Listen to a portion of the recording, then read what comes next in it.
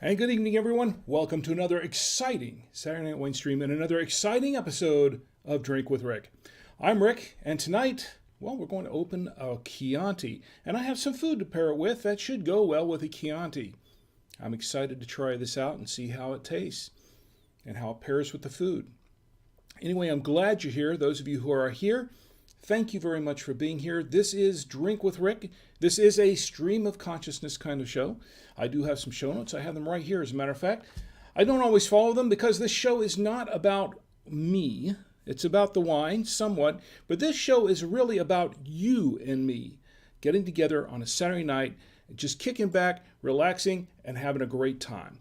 I'm glad you're here. And you know what? I think I'm going to make sure that we got audio on everything. I'm having some trouble with Twitter tonight, so I'm just going to dump that out. I don't know what's going on there. Anyway, so if you're joining me for the first time, or for the 115th time, because this is the 115th episode of the show, you can watch live and you can chat with me live on the Facebook page at Drink with Rick. That's the Facebook page. Or on YouTube. YouTube is Drink with Rick. On Twitch at Drink with Rick 1, Drink with Rick and the number 1. On Twitter, maybe, because I just closed out my Twitter feed there. So hopefully it's there. We'll see. Anyway, that's Twitter is at Drink with Rick. I don't know what's going on with Twitter with my Twitter feed tonight. It's always something, isn't it? Okay, well, you can also catch the podcast. The podcast goes out Monday nights, 10 p.m. Eastern. Monday nights, 10 p.m. Eastern. You can subscribe to it live. Subscribe to it right here on the website, drinkwithrick.com. You can subscribe to it on the subscribe page. Apple Podcasts, Google Podcasts, Spotify, TuneIn, your favorite Android device, Stitcher Radio, Blueberry.com, iHeartRadio, Deezer, Amazon Music, podcastindex.org, or by email. Now, if you click on the email button, and for those who can't see it, who are listening to the podcast, if you go to drinkwithrick.com, click on the subscribe page, click on the by email button, put in your email address, you'll get the latest episode of Drink with Rick as soon as it comes down, as soon as it drops, and no salesman will call. The email address is just so you can subscribe to the podcast, and you can unsubscribe at any time. You can. Now, of course, you can watch the show live at drinkwithrick.com, and we don't have a live chat going there on Saturday nights, but if you click on the post for the show and then put your comments in the comment box down below, I will respond in kind. It might not be right away, but I will eventually respond to you. And because I can't watch the comment box live here on the show, but I am checking the chats everywhere else. Tonight we have Facebook, kind of quiet at the moment. YouTube is a little bit on the quiet side at the moment. And at Twitch, we have folks in Twitch already. Proper Barnstar is in the chat on Twitch. Proper Barnstar, it's great to see you. He says, what does he say here? I scrolled up. There we go, Mr. Rick. There's the man of the hour. Heck yeah, time to kick back and glad to see you again, sir. It's always glad to see you, Barnstar. I'm glad you're here. Appreciate it. And your mom's sentiments in the chat. He says, good evening once again, Rick. Hope you are well. And it's good to see you too, your mom's sentiment. And hope you're doing well also, as well. Almost did that. I did do it, didn't I? Okay, so I'm glad everybody's here, and I hope as more people get into the chat, we'll talk about whatever you want to talk about, because that's really what this show is about. Kick back, drink whatever you want to drink. Now, you don't have to drink wine. You can drink beer. You can drink tequila. You can drink vodka. Whatever your favorite beverage is. You can drink water. You can drink soda. Whatever you want to drink. As long as you're here, just kicking back and having a good time. Now, if you have something that you would like for me to try, email me or let me know in the chat. Tell me what you're drinking, or tell me what you'd like to see me drinking. And if I can afford some of it, then I'll see if I can give it a try and taste it out myself on the show. I enjoy doing that. Also, if you're a winery, if you're a vintner, and you want to send me a bottle of wine to review, go ahead and send it to me, rick@savoymedia.com. Just contact me, rick@savoymedia.com, or is it right here? I'm turned around a little bit. And let me know, and I'll send you an address where you can send it to, and I promise I will give it a fair and an honest review. Barnstar says, so much is happening these days. The world is opening back up again. Very exciting. Yes, it is. It is very exciting. We've been able to get out and about a little bit ourselves, and I'll see if I can tell you about that a little bit later on. There's a lot happening everywhere around. Now, some of the things I want to talk about myself is, of course, we're going to open the wine and pair it and try it out. But I had some show notes here. I want to tell you a couple of things. Last week, or the week before last, and we were off last week. The week before last, I mentioned about how I lost $60 at an Amish farm. And I said, I'm going to share that story. I'm going to share it tonight if I can remember, if you can remind me.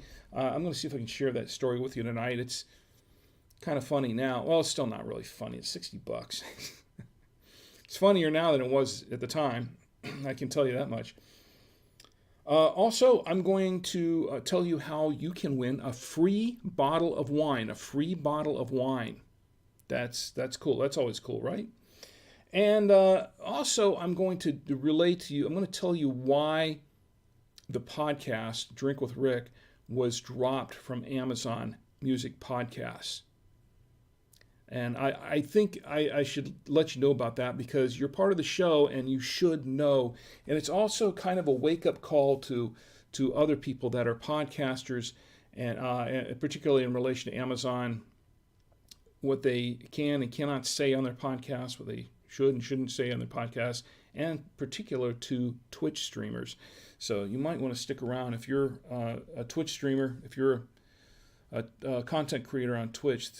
Pay attention. This could affect you in the future. Okay, so anyway, this is what we got here. This is what we're opening up tonight. This is the Tenuta di Arceno. Tenuta di Arceno. This is an Italian wine. This is the Chianti Classico, and this is I bought. This is a product of Italy, by the way, genuine product of Italy, and I love a good Chianti. We're going to try this tonight. Let me take a look at. I was going to try and read the front, but it's in Italian. So in the back, I think it's in English in the back. Let's give it a try. Let me read the back of it here. Tenuta di Arceno. Tenuta di Arceno. E una oh, wait a minute. That's in Italian too, isn't it? Okay, I'm not going to read the Italian part. I'm Italian. I'm part Italian, but I do not read Italian. Maybe someday I will, but not tonight. Let me go ahead and read the English translation down towards the bottom of the label. It says, Tenuta di Arceno is a historical winery situated near the medieval village of San Gusme, where one can still see the footprints of the Etruscans. How do you pronounce that? Etruscans? Etruscans. Right. See, my English is not too good either. Our Chianti Classico possesses all the typical characteristics of Sangiovese from Tuscany. Aromas of wild violets, good acidity, and balanced tannins. It is a red wine product of Italy.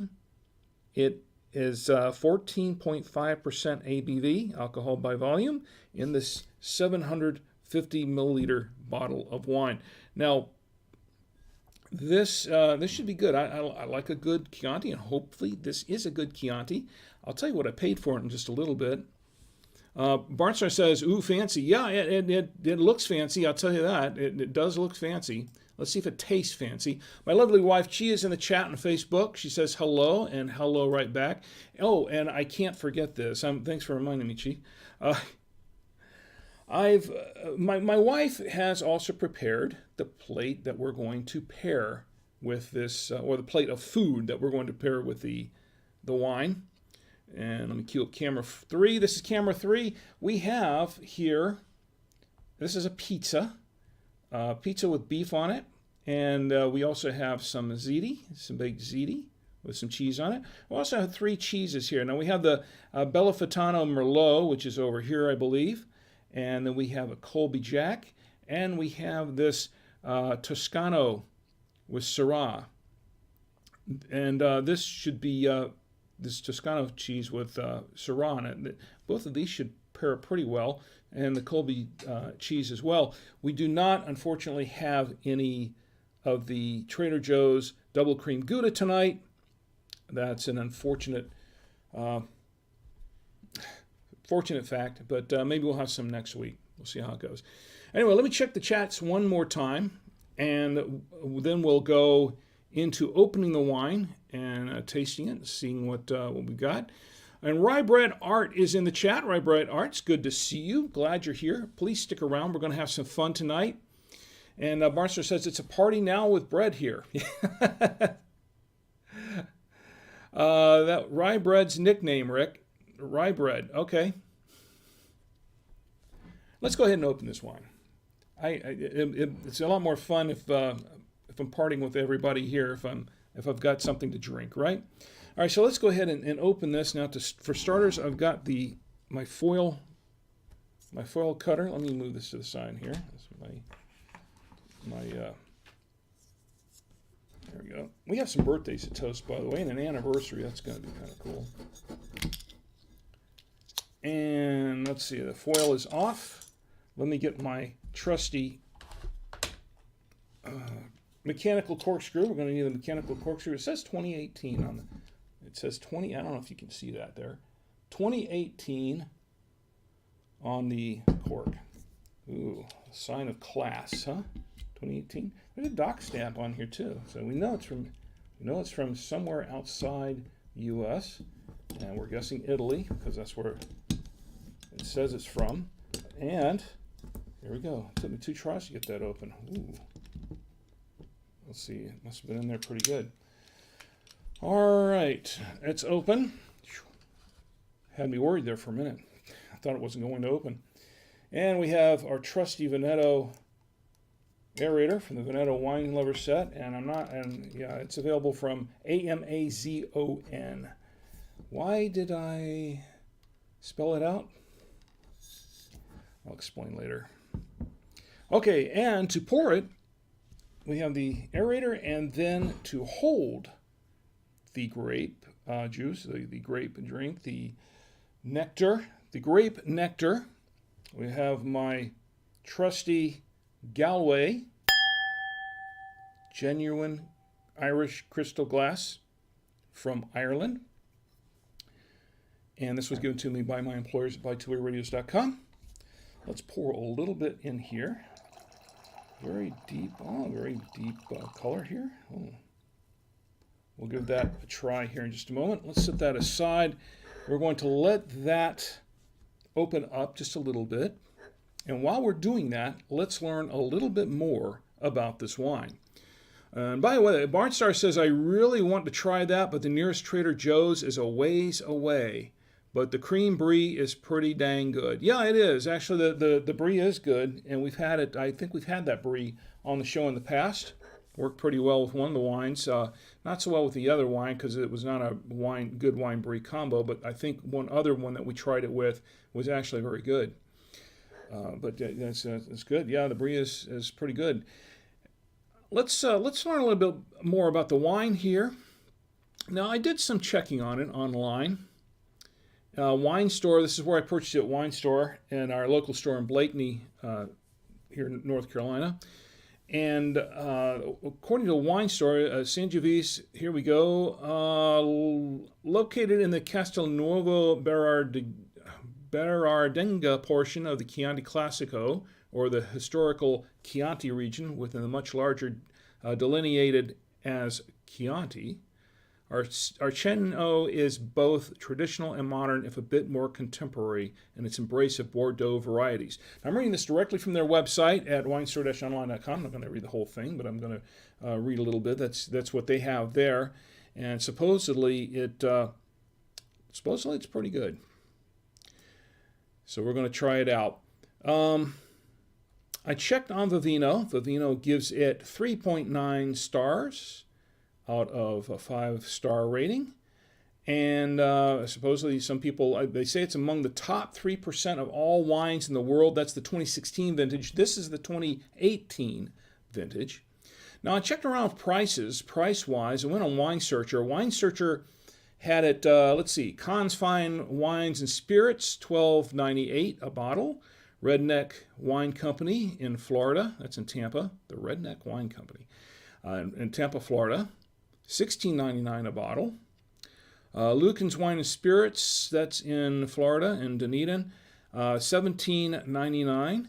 Napa Cabs in California, that's in Upland, California, $17.99. Universal Fine Wine and Spirits in Holiday, Florida, that's $17.99. MacArthur Beverages in Washington, D.C., $18.99. Market View Liquor in Rochester, New York, $18.99. Looks like it's running between the $15 and close to the $19 bottle. Let's see, Wine Bazaar in New Rochelle had it for $19.99.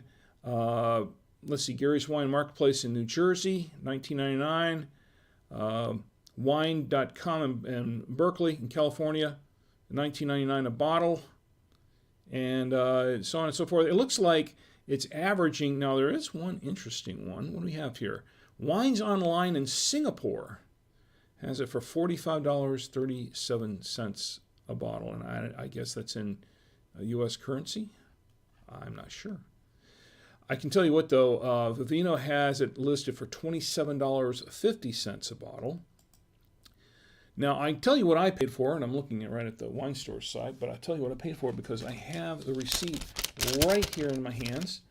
And I paid for this 750 milliliter bottle of Tenuta di Arceno Chianti, $14.99 for this bottle. I paid $14.99 for it in USD. And that's what they have on their website here, $14.99. Now, it seems to be running, and this is interesting too, because I went on the website for the Tenuta di Arceno, and they have their 2018 listed here. I'm looking at the vintage notes also, the tasting notes, but I see it here for $25. So basically, I guess the retail price is $25. So I'm paying $10 less than that. I guess I'm getting a pretty good deal, but we'll try it out in just one moment. But first, let me get back to the chat for just a minute, see what's going on in the chat. DDA Mechanics is in the chat. Great to see you. And Nano X Echoes is in the chat. Is como esta? How are you doing this evening, Nano? And DDA Mechanics, good to see you there as well. Let me check Facebook and see if we have anyone else on Facebook coming in. Kind of quiet at the moment, but I think that we should be picking up here shortly. Now, I do have, audio cut out on me a little bit. Can you guys hear me okay? Okay. Nothing going on I'm going to have it around Twitch for a while. This might be my browser here. I'm using a Firefox browser here to monitor all these chats with. And I'll tell you what, it's been acting up on me crazy today. I don't know what's going on. It's been acting up on me quite a bit.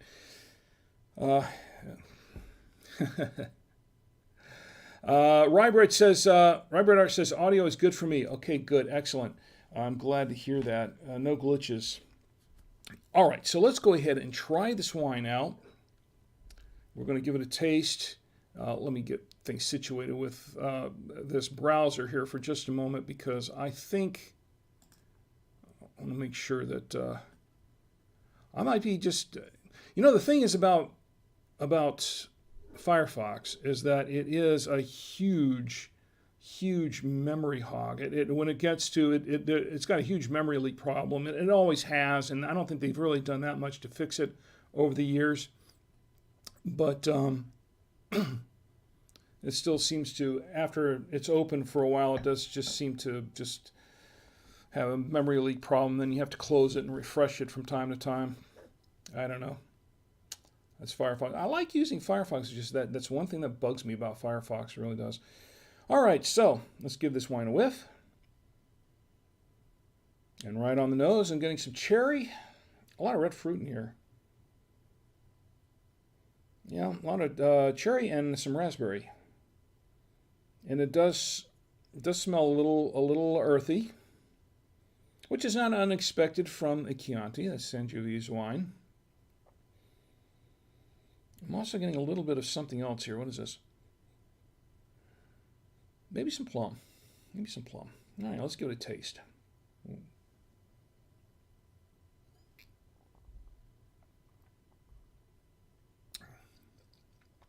Okay, wow. Very nice, very nice. It's not real smooth. There's a lot of tannin in this wine. It's fairly tannic. This wine, there's a lot of tannins in it. It is very, very dry.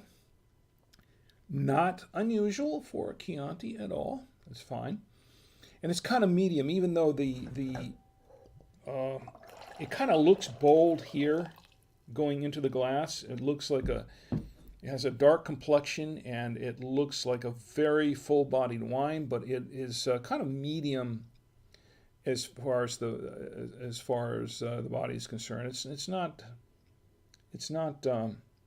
real bold. It's not real light. It's sort of in between. A little sweet on the tongue. Goes down dry, very, very dry. And it does have a fairly long finish, fairly nice long finish. This should go pretty well with the pizza.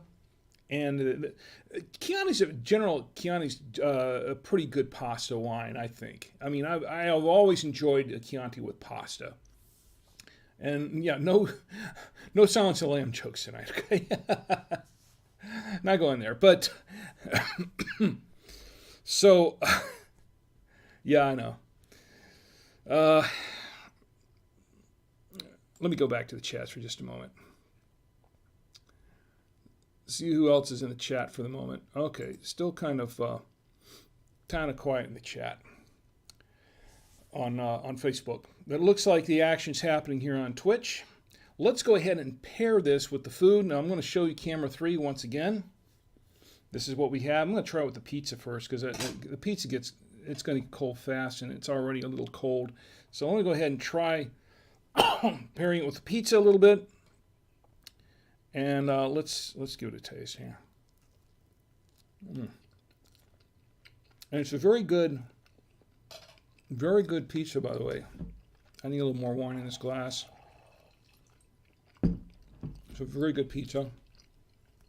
Let's see.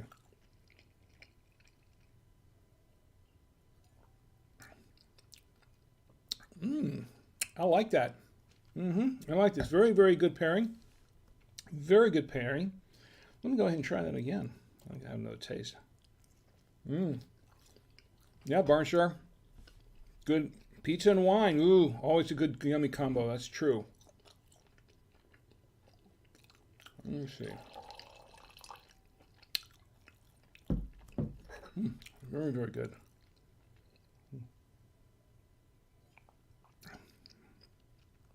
Very nice. I quite enjoy that. Very, very good. Excellent pairing. Let me clear the palate a little bit. It really goes well with the cheese. It's got beef on it and cheese. Let me clear the palate. And then we'll try it.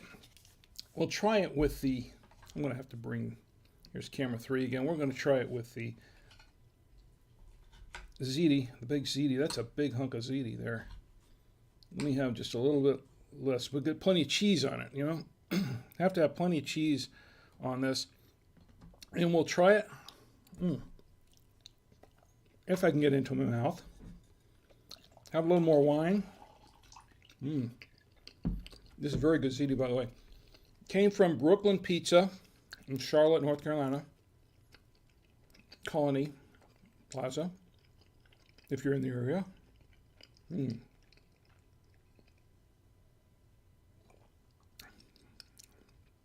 Once again, perfect pairing. This is a perfect pairing. I think this Chianti goes very, very well with the ziti. I should try that one more time too.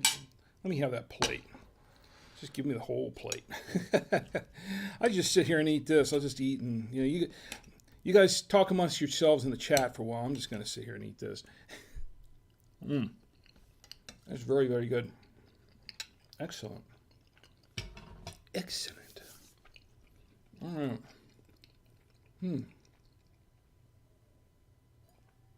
Well, whoa, this is very, very good. I really, really like this pairing. Once again, it's a winner for this Chianti. This is a pretty good Chianti, I think. I'm going to clear the palate one more time.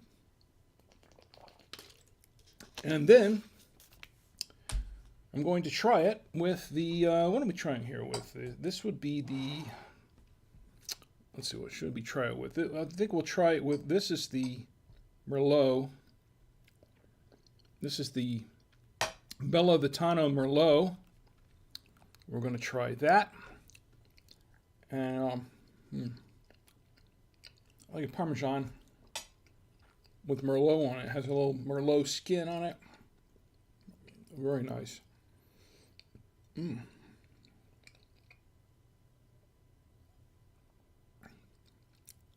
Oh, I like that. Tastes very Italian. Like an Italian cheese, you know? It tastes very nice. I like it. I'll clear the palate one more time. Two more times, probably because I got a Colby to taste here too. Let's go back to camera 3. This one is the Toscano with Syrah, I believe. Right? Toscano with Syrah. So that's what we're going to try it with now. This is a very good cheese. We had it a couple weeks ago. Tried it with another wine. It was very, very good.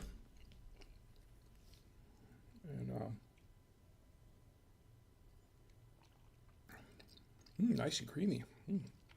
Nice creamy combo. I'm liking that too. I'm thinking this.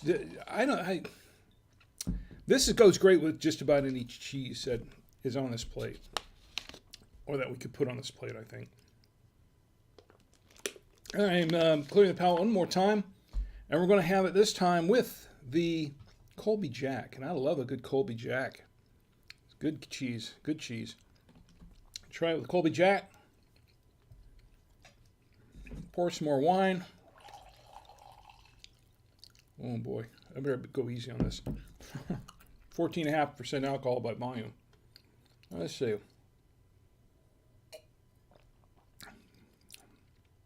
Yeah, not bad. Not bad at all. Pretty good. I'd say I liked it better with the Bella Vitano cheese and the Toscano with the Syrah. Both of those I think were really, really perfect pairings. But the Colby's not bad at all. This would probably go good with a mozzarella or a provolone. I think either one of those, I think it would be fun. And if we only had it here, I'll bet it would go really well with the Trader Joe's double cream Gouda as well. I would not be surprised. All right, so I think that's a very successful tasting. Very good tasting, and I could eat that whole platter here, but I'm not going to right now. I could. See, if I only had a film to run tonight, I don't have one to run tonight, but if I had one, then I could break from that and start eating this during the... Okay, so Barnstar says 14.5%. Oh dear, you'll be on the floor by the end of this stream, Rick. Nano says, "Sí, por favor." Yeah, I have to pace myself on this tonight. 14.5% alcohol. Definitely have to pace myself tonight. Have to be careful. So this is what. Let me close some things out here so I can. There we go. I've got some National Days to toast, which are pretty good. I'm not going to read those tasting notes anymore, I don't think. So I'm just clearing out some of these. There we go. Hopefully that'll help the stream a little bit on my end. It looks like Facebook's having trouble playing the video. I don't know. Chi, can you still see this on Facebook? I don't know. I lost my feed on Facebook, so I have no idea what's going on there. And we're still on... okay, and Jubstun's 32X. It's Jubstun's. He's in the chat watching us tonight, and I want to say thank you for being here. Thank you for joining us. Please stick around. We'll have some fun. We'll have some fun. I think that Twitch is cutting out on me here a little bit. It looks like it's buffering a little bit. I don't know. You guys doing okay? Your mom's sentiment says, "Go on, Rick. Drink it like it's Vimto." I'll tell you, I've done it a couple of times. I've finished the bottle a couple of times, and it was not fun the next morning. I'll tell you that. I'm going to try to go easy. I'm going to try to pace myself. My wife doesn't like it if I overdo it. So let's go ahead and switch the audio because I cannot. The audio keeps cutting out here on Twitch for me for some reason. I don't know what's going on. All right, so we've got some birthdays. I guess it's time to toast the birthdays. Let's go to some birthdays because I have a few to toast and an anniversary as well. So let's go ahead and do that. I'm going to cue the fireworks and let's cue the wine. And we're going to toast some birthdays. First birthday I want to toast for my friend Mike Metters. Mike, your birthday is, actually your birthday was yesterday, the 4th, June 4th, the Friday. Mike and I go way back to WFL. He's another WFL alumni from Fox 35 in Orlando back in the day when we were all working there together and worked with him for many, many years. Mike's birthday was yesterday. I want to say happy birthday to you, Mike, and may you have many, many, many, many more. Happy birthday to Mike Metters. Next one, I've got another special birthday to toast. Need more wine. Of course. The second birthday I'd like to toast is for my good friend Todd. Todd, whom I've known for many years also, is a fellow podcaster. He is one of the old guard podcasters like myself. His birthday was also yesterday, Friday, and Todd and I have known each other for many years. We've collaborated on some podcast projects with one of the podcast shows that we all did on the Tech Podcast Network. I believe that was the TPN Weekly. Done some of that. I would host some of those shows. And Todd has done. He's been really, really nice to my son Tommy. He actually did a few years ago. He did an interview with my son Tommy when Tommy was working on his final paper for high school, and that got Tommy a scholarship to college. Tommy won a scholarship, the presidential scholarship for that podcast project, and that was really, really cool. And I want to thank Todd for that. I will always be grateful for Todd for a number of things, but also particularly for that. Todd does he does his own show. He does the Geek News Central podcast that you can hear, and you can watch it live at geeknews.com. And he is also the CEO of Blueberry. Blubrry, Blueberry.com, a podcast hosting company, very involved in podcasting. He also does the podcast awards, the People's Choice Podcast Awards every year. So Todd's very, very involved in podcasting, quite involved, and he's very, very much involved. Anyway, Todd, here's to you, my good friend Todd Cochran. Your birthday yesterday, the 4th of June. Happy birthday, and may you have many, many, many, many more. Here's my good friend Todd Cochran. Also, I still owe Todd some beers. Yes, Todd, if you're watching or listening later, I still owe you some beers, you know. Here's to you, Todd. Happy birthday. Let's see. The next birthday I want to toast is for my friend Parrish, who when I was during my IT days, Parrish was a fellow IT professional. He actually he actually worked a couple of jobs for me. I actually contracted with him a couple of times to do some things for me in the past. Parrish is a really, really nice guy. He was also part of the Force Field when I was doing the Force Field podcast, and I had the Force Field website. Well, I still have the Force Field website and the forums. He was also one of the forum admins on the Force Field, and did a great job there. Really, really nice guy. Really cool guy. Anyway, Parrish's birthday is this coming Wednesday, the 9th, June 9th. Wednesday. Parrish, your birthday is Wednesday. I want to say happy, happy birthday to you, and may you have many, many, many more. Here's to Parrish. Parrish Reinl. And I'll toast you again. Happy birthday, Parrish. Really cool guy. And there's one more birthday I want to toast, which is Thursday, the 10th. Thursday the 10th. Now, those of you who are in the chats a lot, who are here every week, pretty much every week, will know who he is. We'll know of him. Some people know him personally, but we'll at least know of him and who he is. And I'm talking about my good friend, Ed. Now, I know several Eds, and they've all been in the chats, and they've all been on the show, watching the show from time to time. But Ed, this is Ed Anthony, and he and I go way, way, way back to my Disney days, back when I worked at Walt Disney World in Orlando, Florida. And he and I worked together out at Disney. He actually had a whole career at Disney, and he retired from Disney.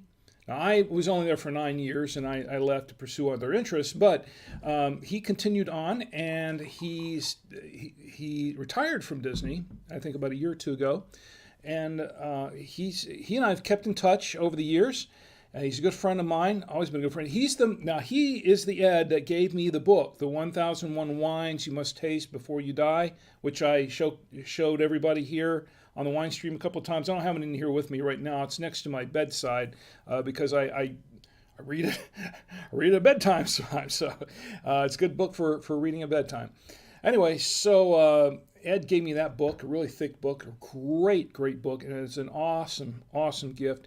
Ed, I want to say happy birthday to you. Your birthday is then the 10th of June. Happy, happy birthday to my good friend Ed, my dear friend Ed. Happy birthday, and may you have many, many, many more. And I'm going to toast you again because I still have plenty of wine in the bottle. It's 14.5% alcohol by volume, and because I can. Happy birthday, Ed. I hope to see you next time. I'm in O-Town, by the way. Now, I have one anniversary to toast. So I'm keeping the fireworks up for a while. I have an anniversary to toast. This is from my friend Tony and his wife Laura. Tony and Laura have been married for 28 years. Now, their anniversary is today, Saturday the 5th of June, 2021. Their anniversary is today, and Tony's another WFL alumni who I worked with at Channel 35 in Orlando for many, many years. Really cool guy, very talented person. He plays the drums. He's very much a musician. He has a number of talents in that way. And he did now this is the Tony that I was toasting not too long ago because he completed an album. He had done an album, I think with 10 tracks on that album. It's called She's Ready. Some really great musical tracks on it, really cool. And it was quite an accomplishment for Tony. I know he'd been working on it for quite a while. Anyway, Tony and Lara, this is for you. Your anniversary is today. 28 years, that's pretty amazing. And that's awesome. That's just awesome to the two of you. Anyway, here's to you, Tony and Lara Triozzi. Happy anniversary. And may you continue to have many, many more. To Tony and Lara Triozzi. I'm going to toast you again, Tony and Lara. Because 28 years, that is definitely an anniversary to toast. It really is. Okay, I guess that does it for the anniversaries and the birthdays this week. Once again, we're drinking this is what we're drinking, the Tenuta di Arceno Chianti Classico. It's a 2018. This is a pretty decent Chianti, and I love a good Chianti. I was raised on Chianti, as a matter of fact. My dad had Chianti. That was one of his favorite wines as I was growing up. I know he loved Chianti, and he'd buy it by the case. And he used it as a table wine, too.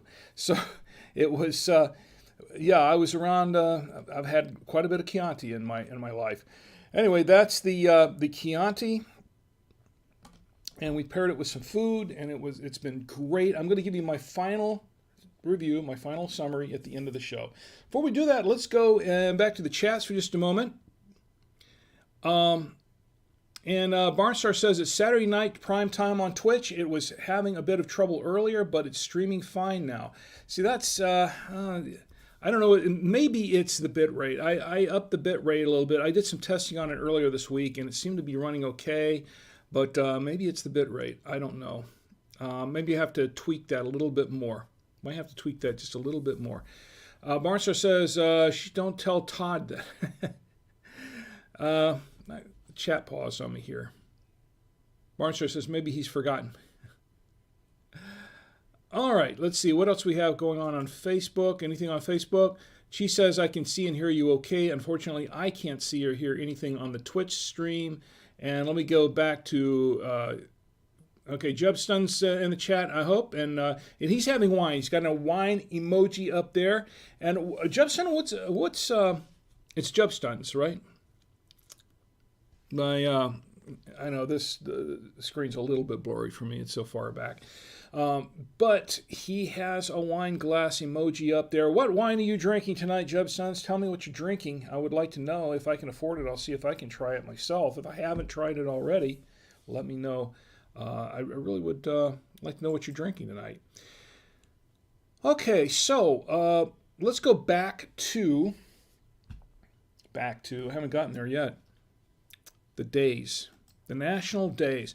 All right, June 5th. Should we have, let's do the waves here for that. Okay, the waves for the national days. June 5th, that's today, for another hour and 13 minutes, right? I can't count anymore. 14.5% alcohol by volume, folks. That's what we've got here.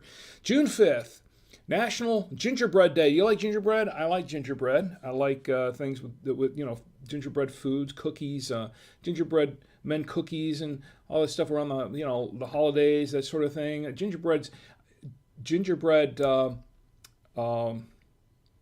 What is that thing? Not besides cookie, there was another kind of gingerbread. Oh, you know what? Coffee. They have a gingerbread coffee that's actually pretty decent. Now I can drink. They put that out during the holidays, and I can drink about. I love it. It's crazy. I buy it every year, and then I have like 5 or 6 cups, and it's great. The first 2 or 3 cups are great, and then I have like 4th, 5th, 6th cups, and by the time I get to the 6th cup, I'm kind of done with it. I don't mean 6 cups in one sitting. I mean, over the course of several days, drinking gingerbread coffee every day.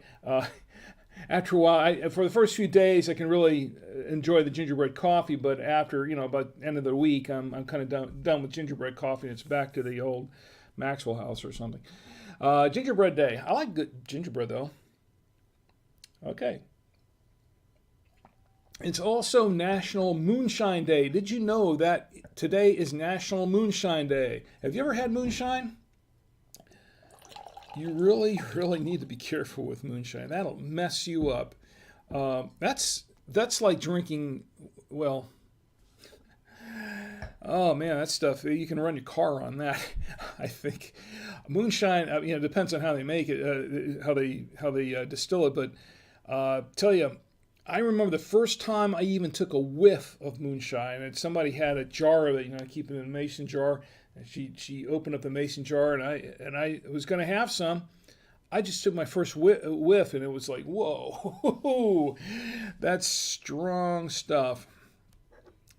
That thing could cure a lot of diseases, or give you a few diseases, could kill your liver pretty quick. Anyway, National Moonshine Day.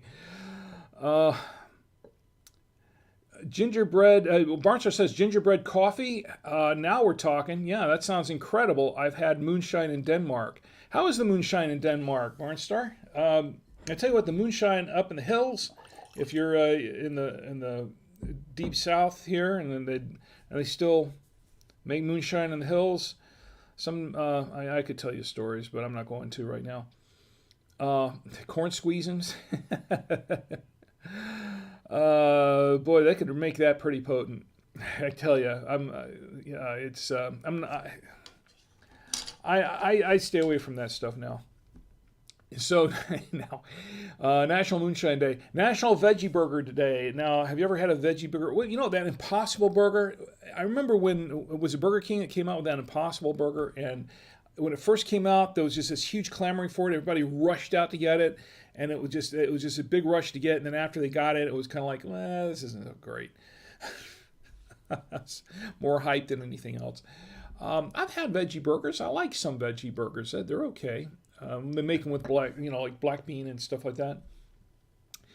National Black Bear Day. The first Saturday in June is National Black Bear Day. You know what I'm thinking right now when I'm thinking National Black Bear Day? Well, one of the things I used to think about when I thought Black Bear Day was going up to Grandfather Mountain and feeding the bears, throwing peanuts at the bears. But since that video came out, do you see that video? That thing that went viral? That lady that went out to rescue her dogs from the black bear climbing over the fence, and she basically pushed him off and said, "That was one brave lady, I tell you, or crazy, or both." But I mean, you know what? When you're a mama, you know, even a dog mama, you protect your you protect your kids. That's what mamas do. That's that mother instinct kicks in, and that took some guts. But I don't know if you saw that video. No, it's all over YouTube and everywhere. It's interesting. But she took some chances there. Okay, so what else is today? Today, this should interest everybody. Today is National Bubbly Day. Yes, National Bubbly Day. And we know the bubbly we're talking about the bubbly. We're talking, champagne and that sort of thing. It's National Bubbly Day. First Saturday in June is National Bubbly Day. And something, I was checking the National Day calendar on this, and I saw something on there here. And I'm reading directly from their website now. Marlo, if you don't mind, Marlo Anderson is the CEO of nationaldatecalendar.com. He says, bubbly or sparkling wine reflects the excitement associated with memorable events. Effervescent bubbles combined with the appealing flavors and aroma ranging from citrus, apple, and pear to toasted fruit, spices, and nuts. And he says that different areas of the world create their own special brand of bubbly according to strict methods and select grapes which produce a sparkling wine unique to each region. Now, there's something interesting that he says later on here. While many people, I'm still reading from their website, nationaldatecalendar.com, while many people refer to bubbly as champagne, to earn the name, the wine must be made in the Champagne region of France with certain kinds of grapes and a specific method. So, but just because it looks bubbly, it's not. You can't officially call it champagne. That's why they don't always call those wines champagne. They just call them sparkling wines. And even though it's made with that kind of traditional method, with that second fermentation in the bottle, that it isn't officially called champagne. It's not officially champagne unless it is made in the Champagne region of France. That's unique to France. So that is a little bit of. Did you know that? That's apparently that's true. I read it on the internet, so it must be true.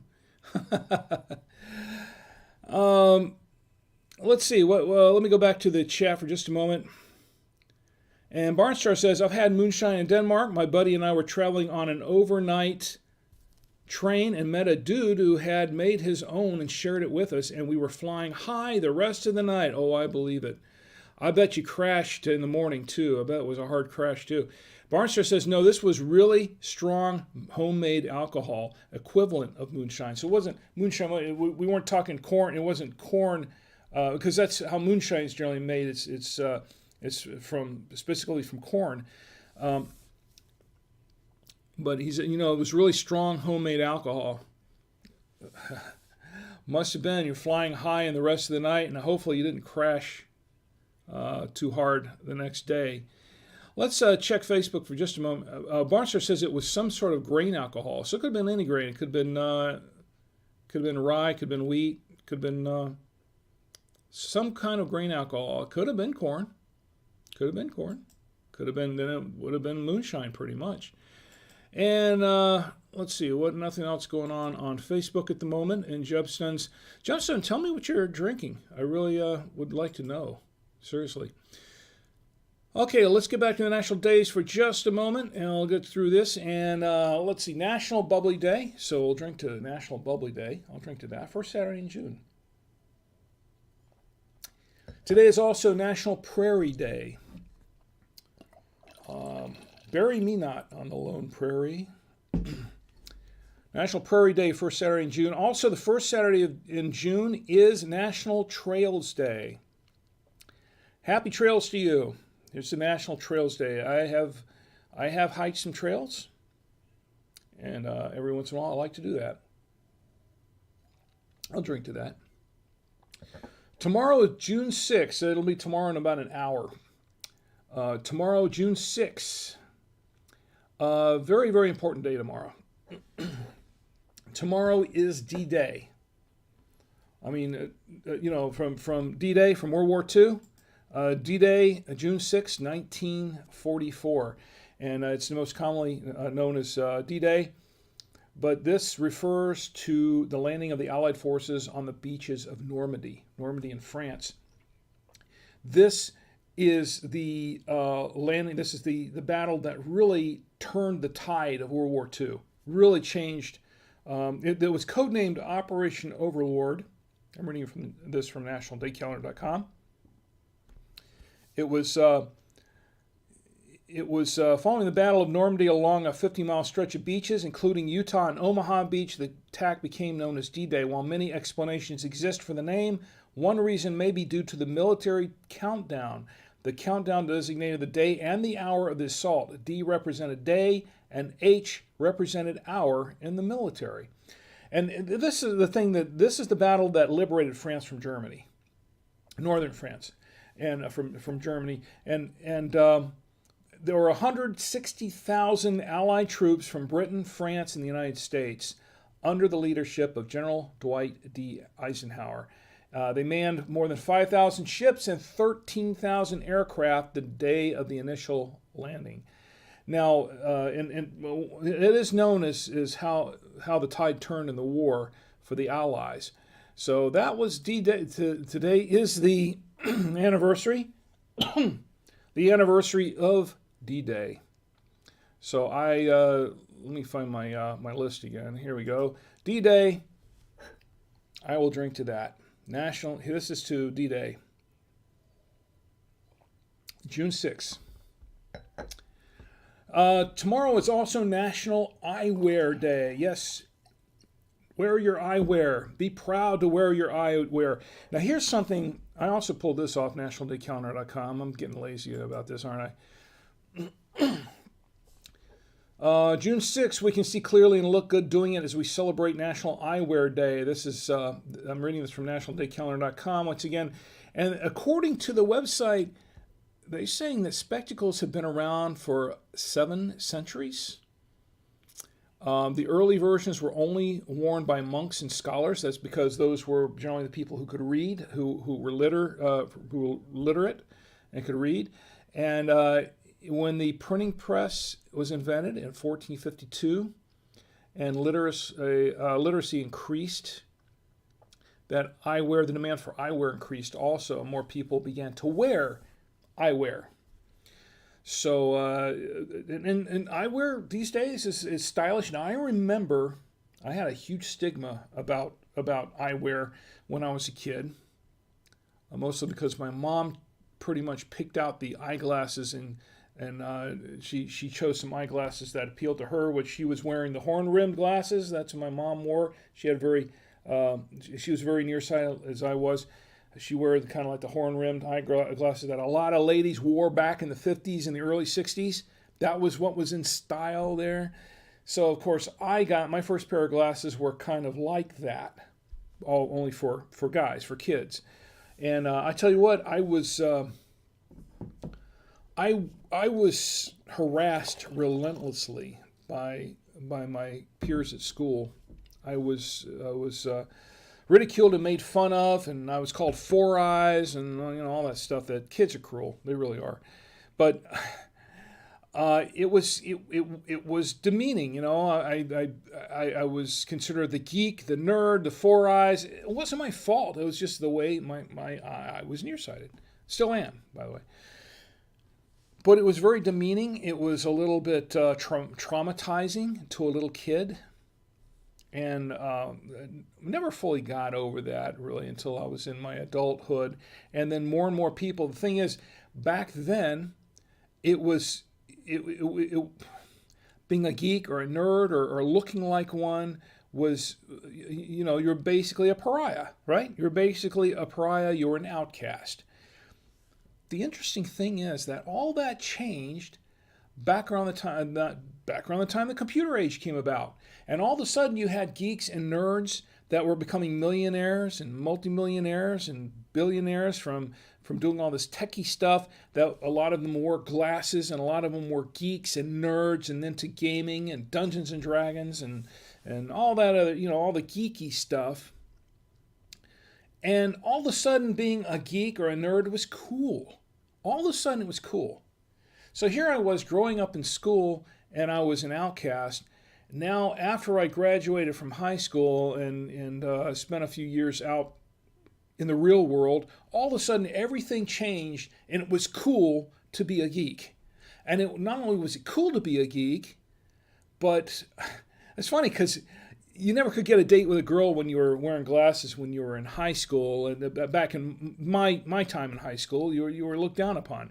But then afterwards, when everything changed, now you were cool to the ladies and as well. And you saw everybody wearing glasses. Everybody's wearing glasses now.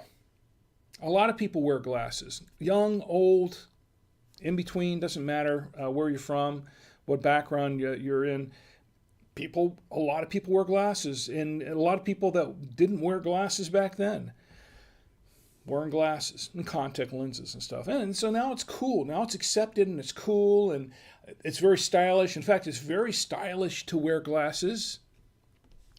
I've watched people on TV, even if they are wearing fake eyeglasses, they wear the fake eyewear on TV, but it's because it's a status symbol now. It's a status symbol. It looks cool. It makes you look learned.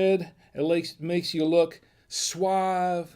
It makes you look smart. Now it's cool. How about that? Who knew? How times have changed, right? Anyway, so here's to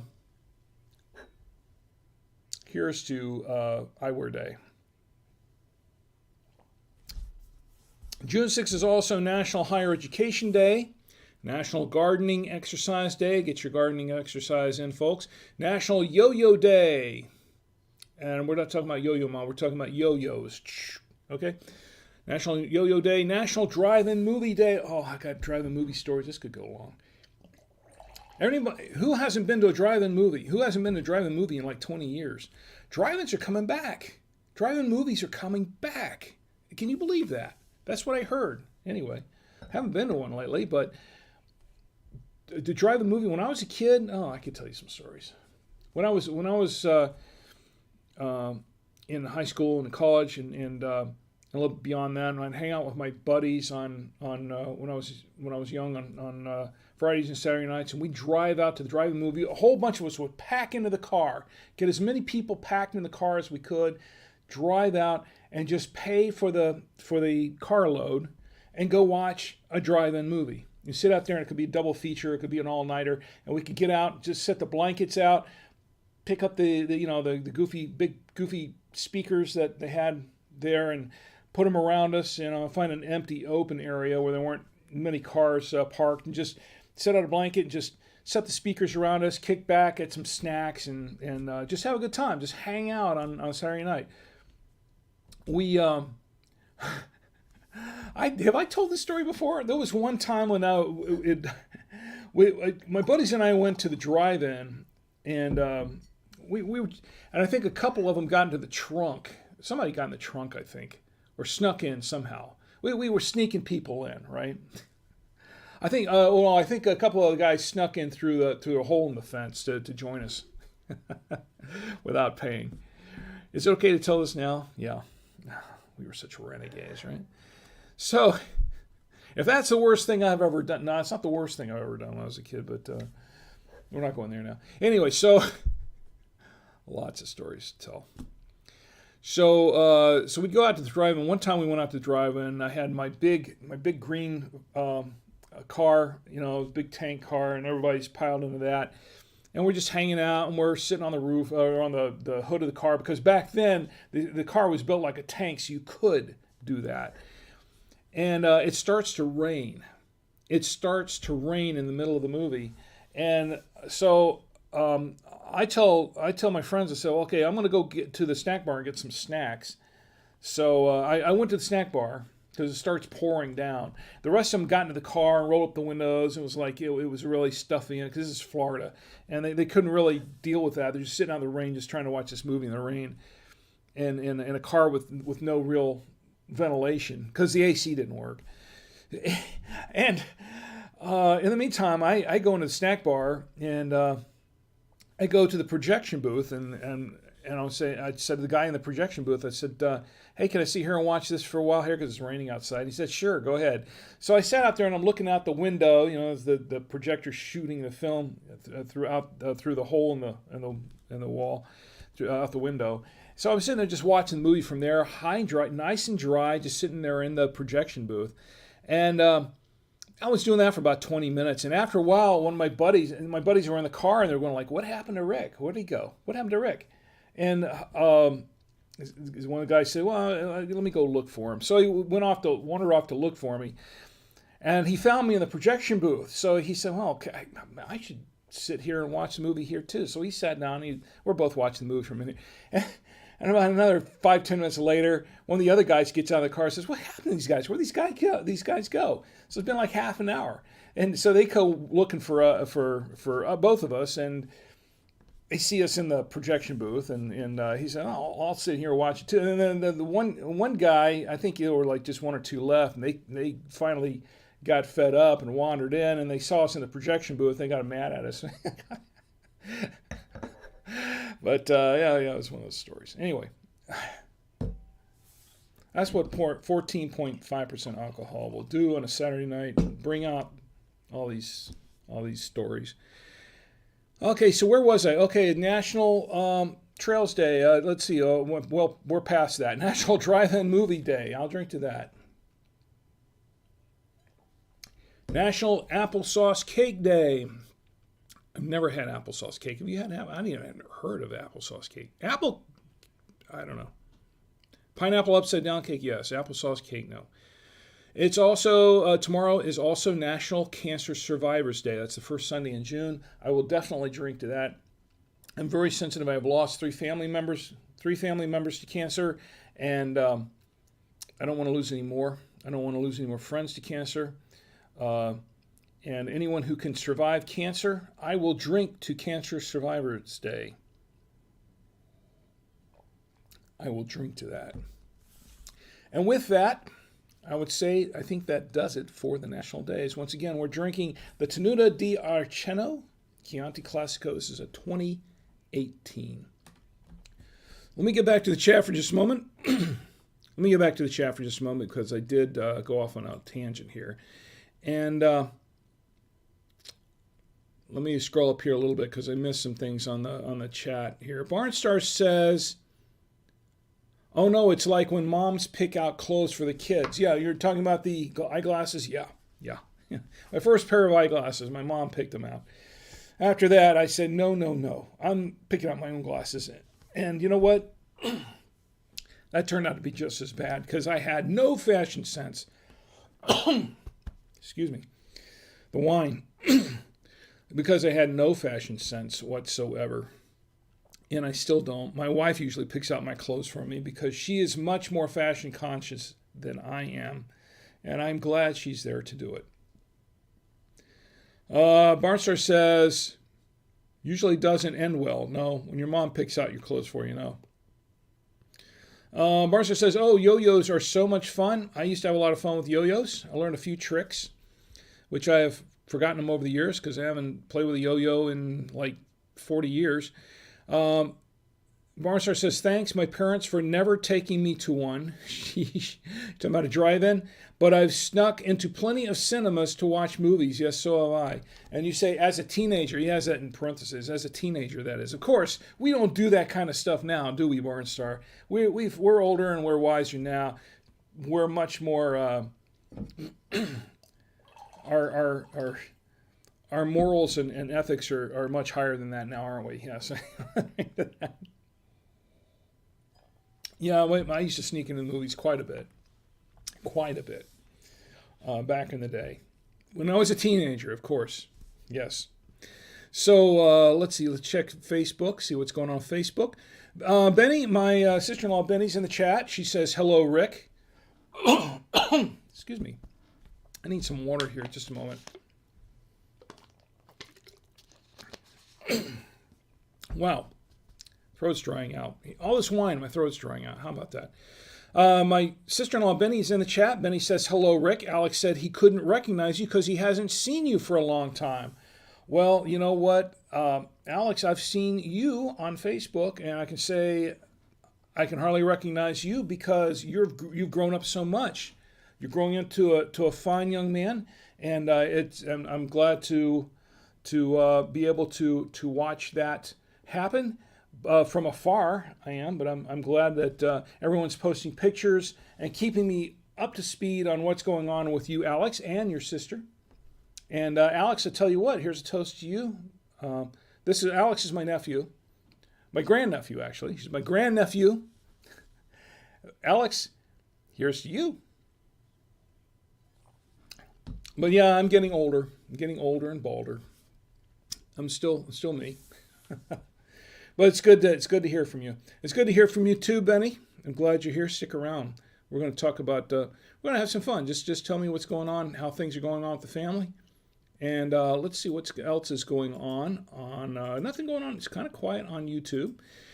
And Barnstar says, "Haha, no, I'd never do that now. Sneaking into the movies, of course not. We're beyond that. Okay, we've wised up, haven't we, Barnstar? We've all wised up." That's what I used to tell everybody. I said, yeah, I used to do that, but I've wised up now. All right, there are a couple of things I wanted to let you in on. I think we're done with the national days, aren't we? Yeah, okay. All right, a couple of things. I wanted to let you know that my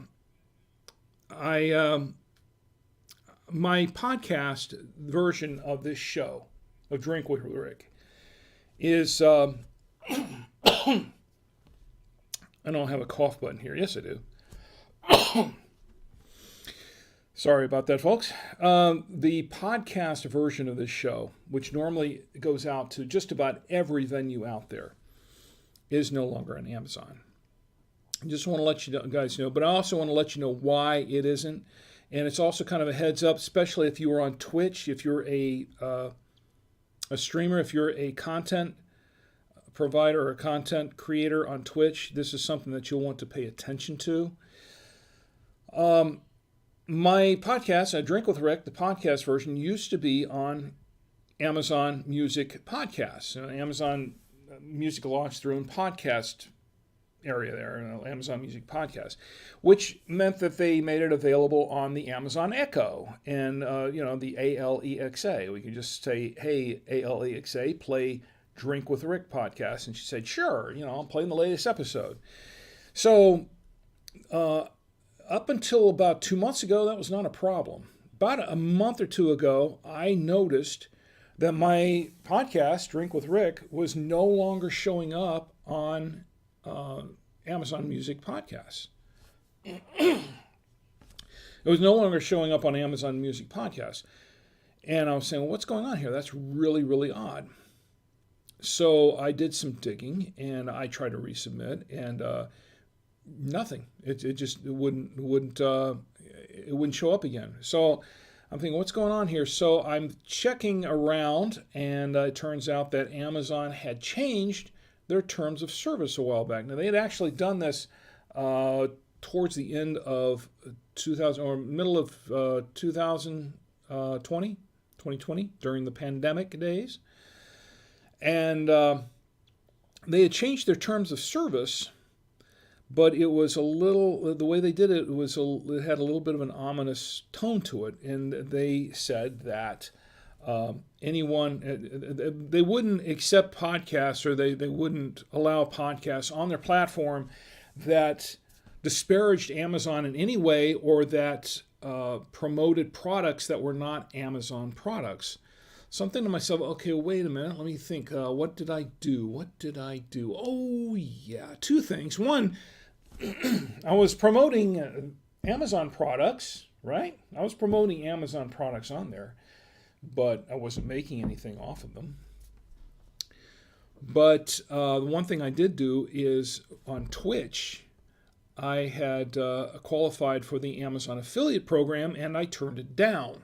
And the reason I turned it down, I gave everybody a long dissertation as to why I turned down the Amazon affiliate program, basically because I didn't agree to their terms of service, because I thought they were very restrictive and were not very, very creator-friendly towards me, and really wanted to own more of the content than I really wanted them to have control of.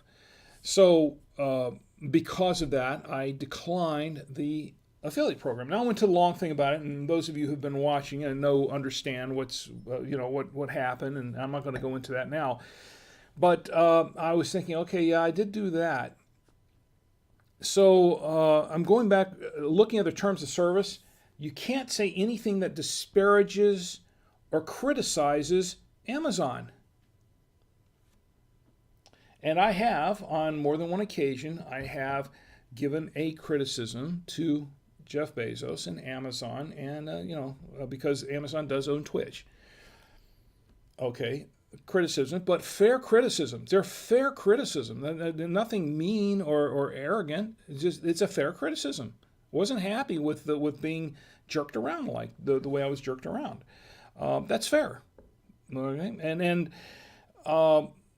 apparently Amazon took me off the platform, took my show off their platform. Maybe not for that so much, because what happened was after the Amazon sort of in a clandestine way, they had released this. It was supposed to be proprietary information. This wasn't supposed to be made public. This information that I'm telling you now was not supposed to be made public, that Amazon was going to be doing this.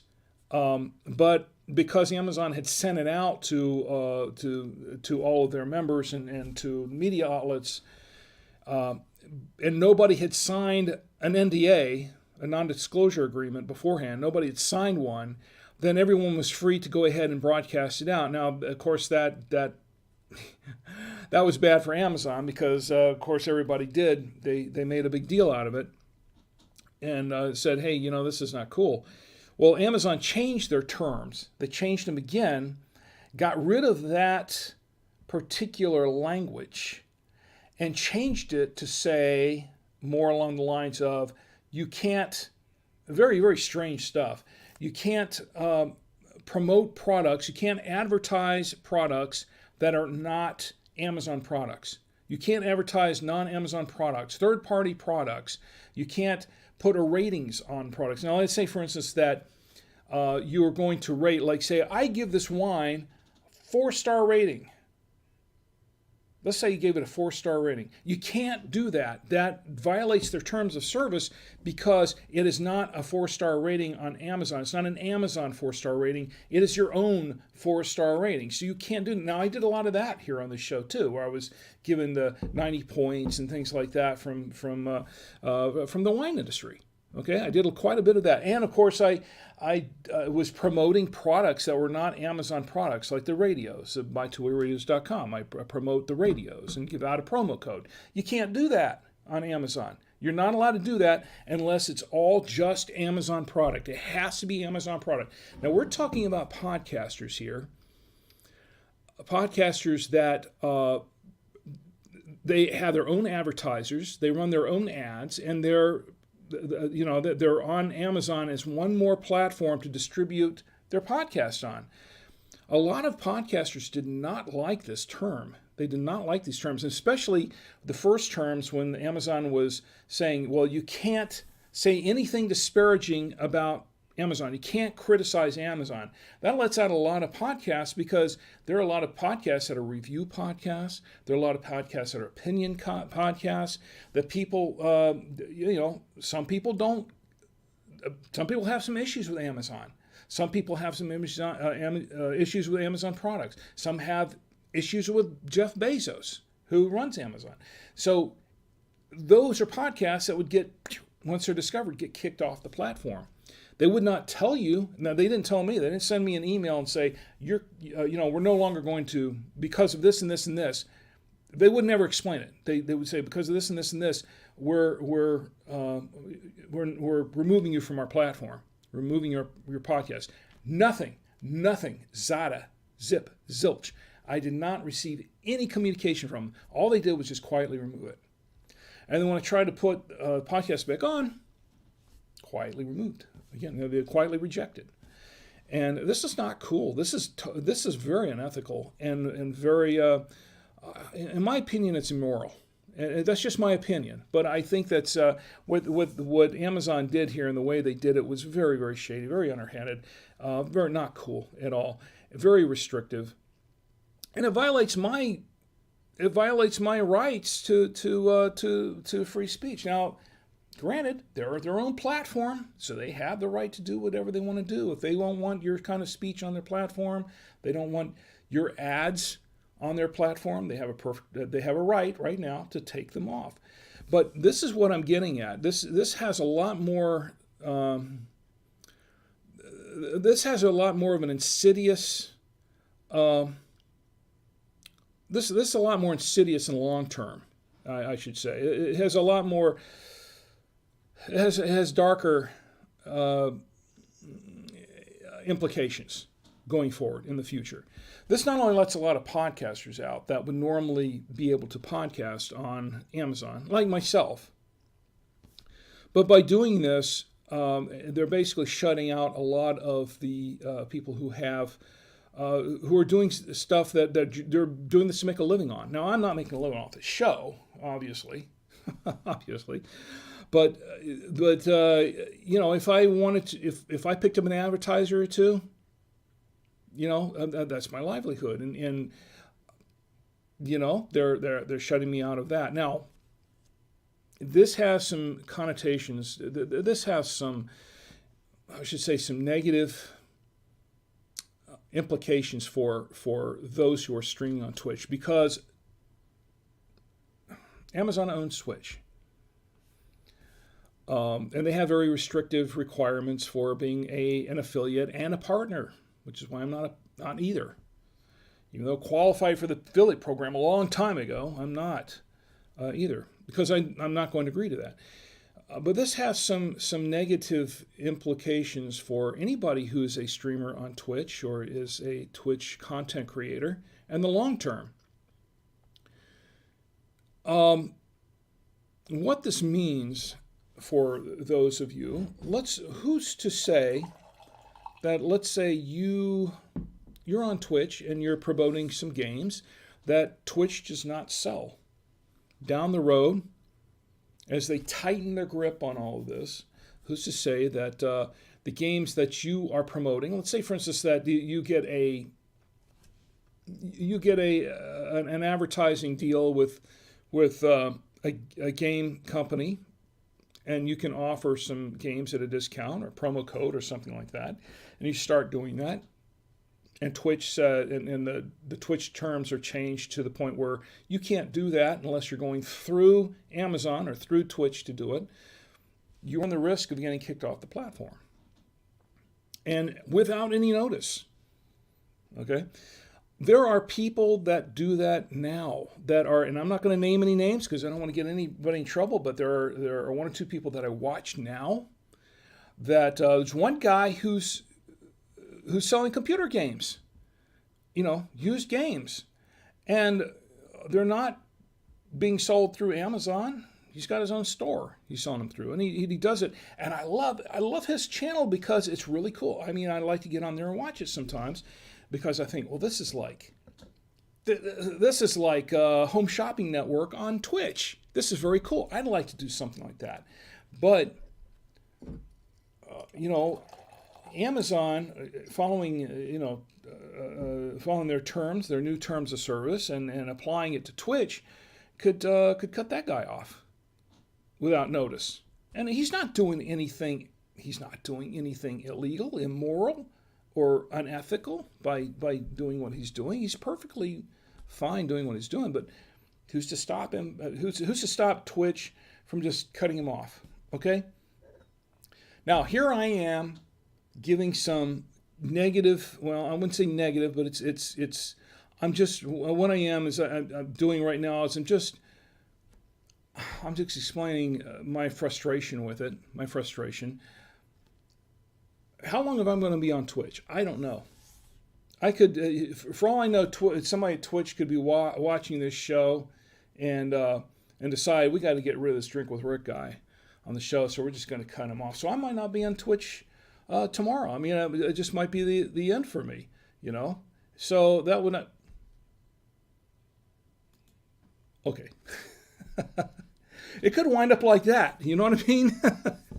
All of a sudden, in the middle of the stream, you just never know. I'm just saying that this is something that every Twitch creator should be aware of. And I'm upset. I'm kind of upset that Amazon did that to my show, and not so much that they dumped it off. I mean, if they sent me an email and said, "Well, we can't do it because these are our new terms of service," I wouldn't like it. But you know what? I would still respect it because those are their terms of service. But to just unceremoniously dump me and just not say anything and refuse to talk to me, that I think that bothers me a lot. That bugs me. So I'm not inclined to do much else with Amazon in the future. And that's why I mentioned a couple of weeks ago that I'm looking for other venues. I'm looking for other places to stream and to put my podcast. Not just because I'm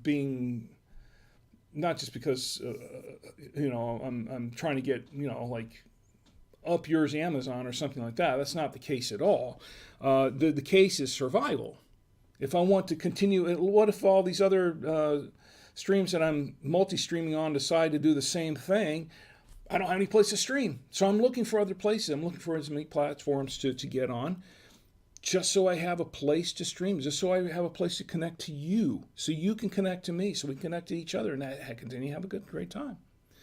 So, and I don't mean to go on a long rant on this, but I think it's important, if you're a Twitch streamer, it's important to take note of this and to pay attention, because I'm telling you, at some point, if you are engaging in that sort of thing, they're going to come for you too. I'm telling you, it's just a matter of time.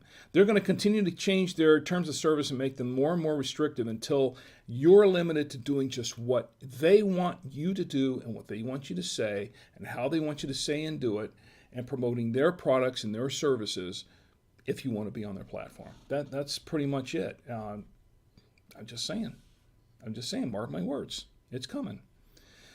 So, let's see.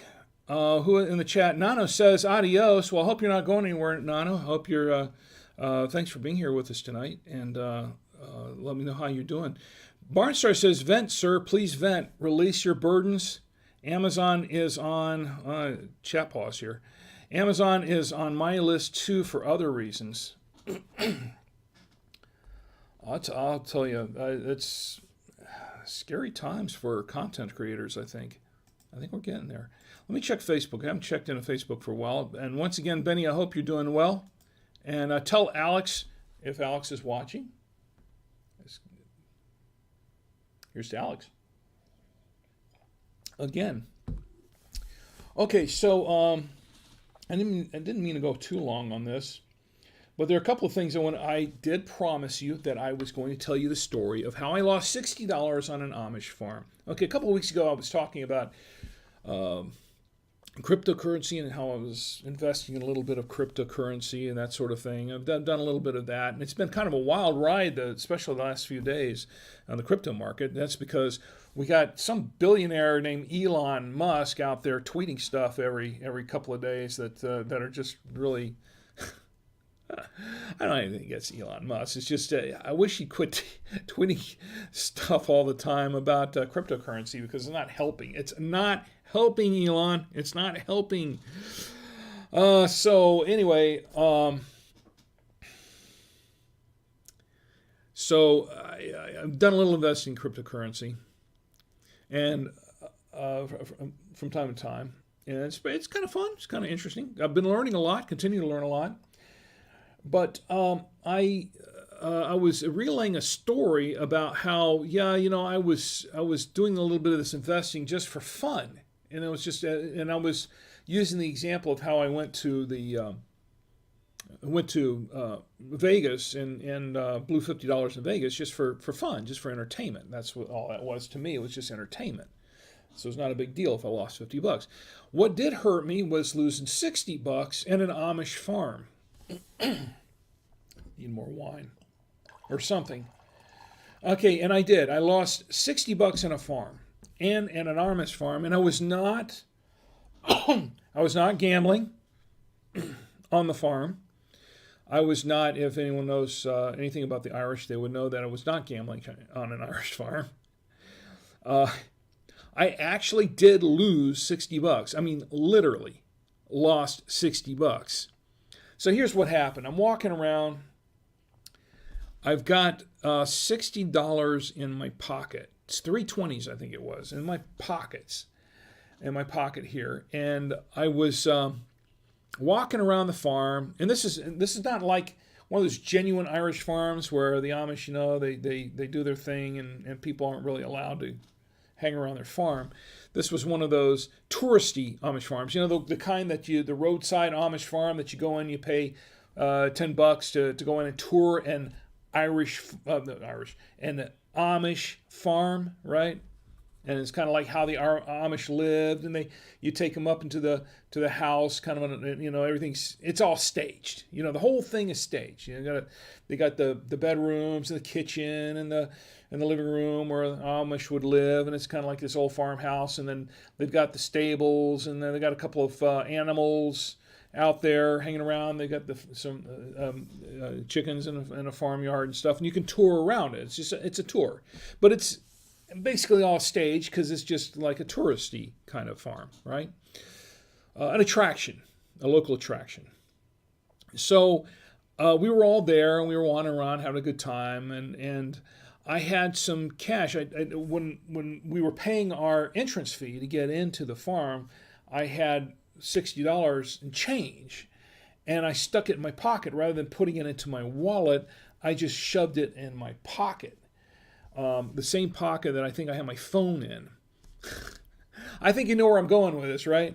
So we're wandering around the farm and we're doing stuff, and then they stop at the little shop there where the gift shop where you can buy genuine Amish made stuff, honey and what do you call those things? The mason jars full of honey and with jams and things like that, right? Right. So I'm wandering around this farm, and I pulled my phone out a couple of times I think because my wife was on another part of the farm or something, and I was calling her about something. Let's take that phone out and put it back in my pocket. This is why you need radios, folks. Don't be using your phone if you're in the same premises with somebody. Don't be using their phone. Take along some radios. Use the radios. It's faster. It's a lot more instantaneous. It's a lot quicker. Plus, you don't run the risk of doing what I did, which was, pulling out the phone a couple of times, and then when I go find my wife and the kids, and they're saying, "Hey, we need to pay for all this junk we bought at the counter in the Amish farm gift shop," and then you dig into the pocket, and the $60 is gone. It's not there. Where's my $60? Where's that change that I had? What happened to the $60? I went, yes, and I did. I went wandering around. We spent 30 minutes retracing my steps, going around the fields, because I was outdoors. I was outdoors all the time in the field, looking around, trying to retrace my steps. Let's see, where did I? It had to happen one of the times I pulled my phone out, and the money just flew out somewhere and landed on the ground. Right? Couldn't find it. Never found it. It's laying out there. For all I know, it's probably still laying out in the field there somewhere, unless some goat ate it or something, or maybe some Amish people found it and said, "Oh, wow, look at this money. Money does grow in trees." So anyway, I lost $60. Never saw it again. Yeah, that's my $60. And that still bugs me to this day. It does. It really does. It makes me think, I want to go back to Lancaster and go around that farm again. And this is Lancaster, Pennsylvania. Go around that farm, scour that farm for that $60. After 15 years, it should still be there somewhere, right? Stuff that keeps you up at night, right? At 2 in the morning, and you're trying to go to bed at 2 in the morning, and all of a sudden, oh man, that's $60. I got to go find that. Right. Yeah, so that's my, yeah. Barnstar says Elon is cray. He's crazy. Well, Elon is his own person. I'll say that definitely. A genius in some ways, but you know how they say what they say about geniuses. They're very eccentric, and a lot of them are. Elon, if he really gets people to Mars, to the moon, and to Mars and everything, I think that's pretty cool. But I wish he'd quit tweeting about the crypto stuff. Barnstar says Amish pickpockets are everywhere. More likely a goat ate the money. It's possible. It's possible. Maybe earthworms got it. I don't know. But it's gone. It's long gone. I just can't worry about it anymore. But I have my wine until it's gone too. And it's getting close to getting gone. And we're getting close to the end of the show, aren't we? Okay, a couple of things I wanted to talk about before we end the show tonight. First thing is, let me get this. Hold a second. Let me fix this a little bit. I want to, how to pick a wine. There we go. Free bottle of wine. I've got to pull this up because I've got to tell you about this. And I've been talking about this for a while. And he's been doing this all year. Frank Raymond, who owns howtopickawine.com, he's been giving away a free bottle of wine every month this past year, since 2021. He's doing it again in June. So I'm going to tell you again how to win a free bottle of wine for June. This is for June. This is the June 2021. Okay, so I'm going to tell you how to do it. There are 4 ways to do it. You have 4 chances to win. So everything you do here gives you a chance to win a free bottle of wine. You got to do this, folks. I mean, come on, it's free, and you can't beat free, right? All right, so here's what you do. Way you get one entry is you join his groups. He has 2 Facebook groups. One is How to Pick a Wine. The second one is Italian Wines, Food, Travel, and Culture. You join those groups, and that gives you 1 entry. You follow him on Instagram at How to Pick a Wine. Follow him on Instagram, and that gives you a 2nd entry to win this bottle of wine.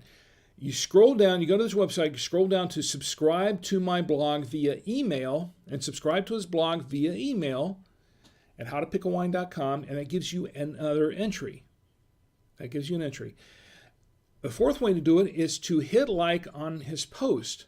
Win a free bottle of wine, June 2021 giveaway. Hit like on his post. That will give you a free entry. Each one of those gives you an entry. You got 4 entries. That gives you 4 chances to win. Now, if you've already been doing this, if you did it for, if you did it for January, February, March, April, or all of those, you're already doing that. Send Frank a private message. Send him a private message with your name, and he will enter you into this month's contest, the June contest.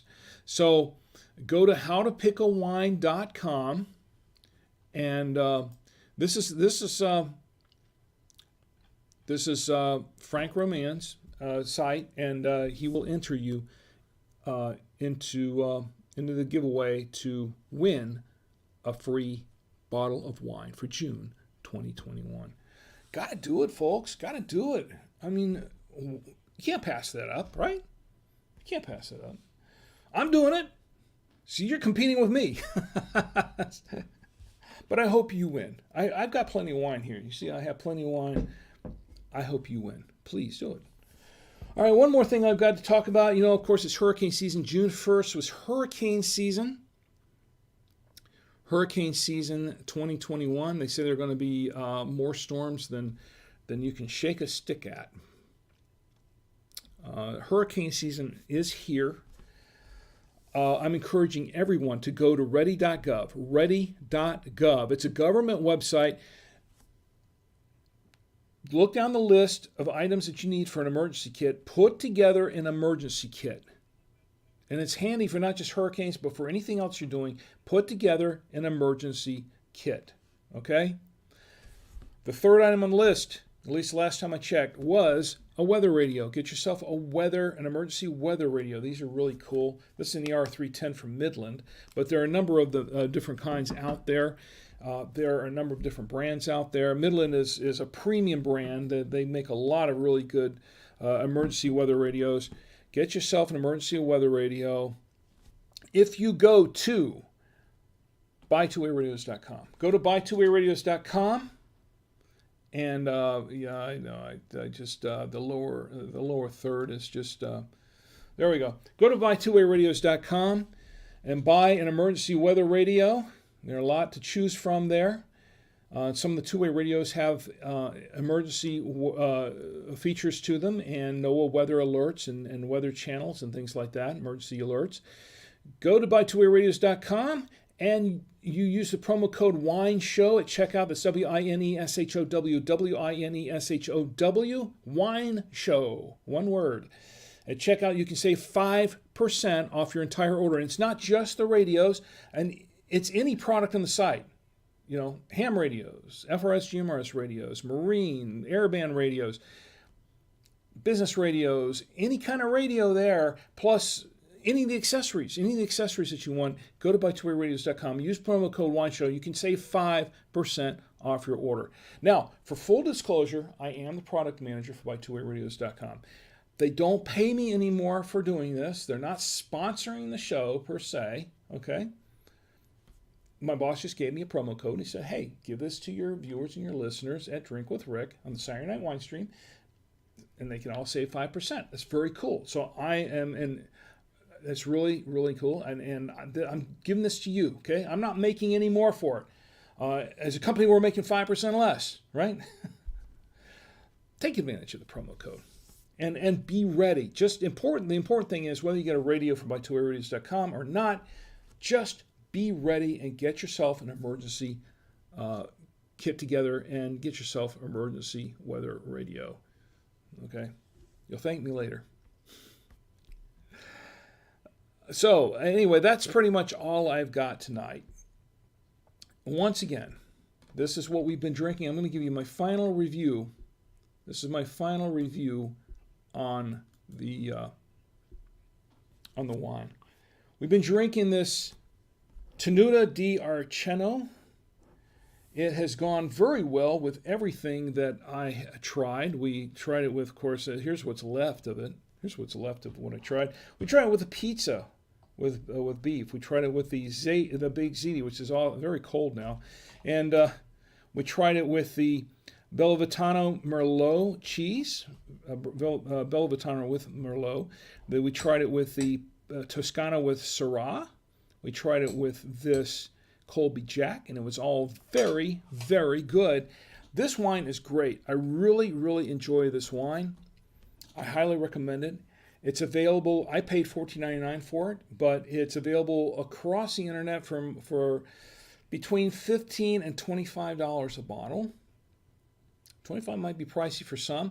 I probably would not have bought this wine at a full $25. I really wouldn't, because I have a limit on my budget, especially for the show, because a lot of us can't really afford it. I can't afford to go out and buy a bunch of $25 bottles of wine. I really can't. But $14.99, which was basically my limit for what I want to buy for a wine for this show, especially when I'm not making any money on this show. It's another expense for the show. And I'm not harping on, I'm just saying that. Anyway, so I really enjoyed this wine. It was worth it, and I can tell you that in my humble opinion, I think this is every bit a $25 bottle of wine. I really do. I think this is that good. This Chianti, and I love a Chianti anyway, but I think this Chianti is that good that I would say, it's worth $25 a bottle. I really do. It's a very, very good wine. I'm really impressed with it. So if you can, I purchased mine from winestore-online.com. They will ship to a lot of places, not every place, but they will ship to a lot of places. Tom Antio's in the chat. Tom Antio says, how is the pizza and wine? Well, I think I just told you, right? Barnstar says, opens and invest. Did I miss some things? Okay, here we go. Sorry you lost the $60. Now I'm concerned about what happened to it. It kept me awake at night many nights. I honestly did. Proper Barnstar says, opens an investigation into the missing money with joint collaboration support between the Pennsylvania State Department of Justice and the Amish Country Police. We will find your money, Rick. It's probably too late for that. Long time. But I appreciate that. I appreciate the efforts. Look, I don't think Columbo could find, in my opinion, one of the greatest TV detectives ever. I don't think Columbo could find that $60 at this point. Although that's not his forte. I think his forte is homicide. But hopefully nobody got killed over that. I'm glad I didn't.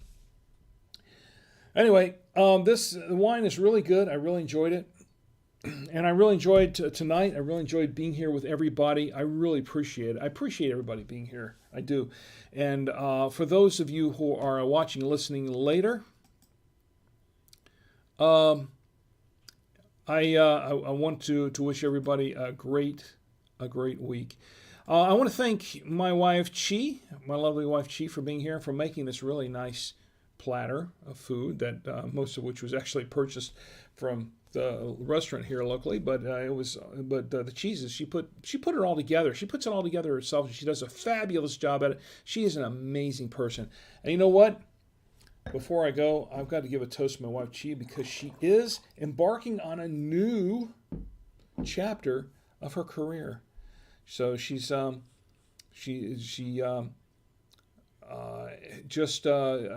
got a new.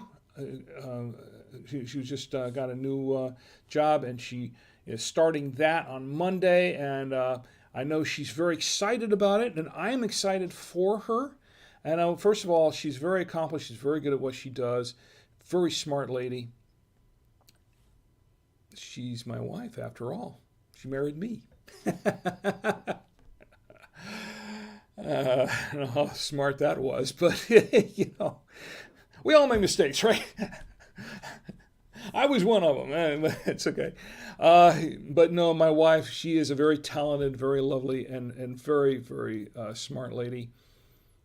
I am excited that she's embarking on this. I know she's excited to be starting, and I wish her the best. I want to give my lovely wife, Chi, a toast for all of her accomplishments in her career, and for embarking on this new chapter in her career, and this new thing that she's doing. And I want to say congratulations to Chi. Congratulations, and it's well earned. And here's to you. And I'm going to toast you again. And you know what? I need the fireworks. Here's to my lovely wife, Chi. Congratulations. Good luck. I know you're going to do well. I know you're going to do just fine, as you have always done throughout your career. Congratulations. To my lovely and talented and very smart wife, Chi. Okay, so I guess that does it for the show tonight. I want to thank Chi for being here with me in the chat, and my sister-in-law, Benny. And Alex too. Alex, thank you for being here in the chat, and hopefully we'll see you again soon, so you can remember what I look like after all these years. You won't forget me so soon. Pete, oh wow, Jubston's in the on YouTube. Thank you for being here tonight. And my cousin Pete Warmoller's in the chat on YouTube. Pete says, been locked up in Farcebook Penitentiary for up to 30 days. I understand that Amazon State Prison is right down the road from there. Wear it as a badge of honor.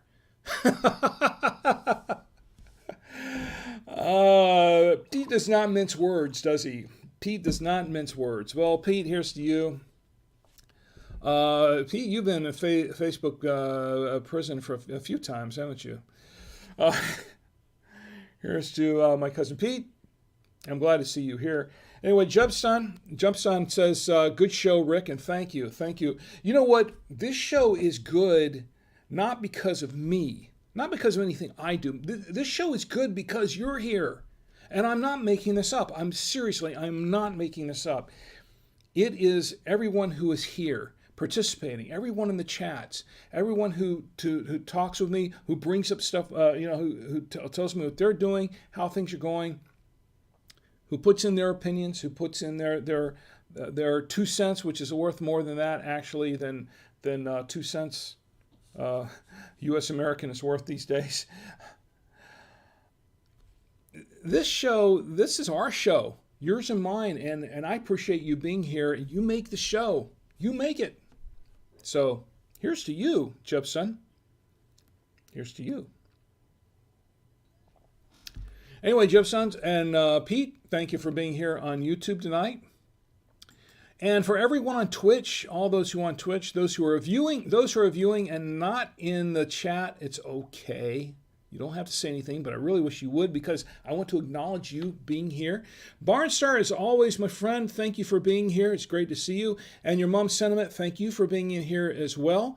And also, Rye Bread, thank you for being here in the chat tonight and for hanging out with me. And Nano Execos, thank you for being here. And if you're still here, I know you said adios, but thank you for being here as long as you could be here.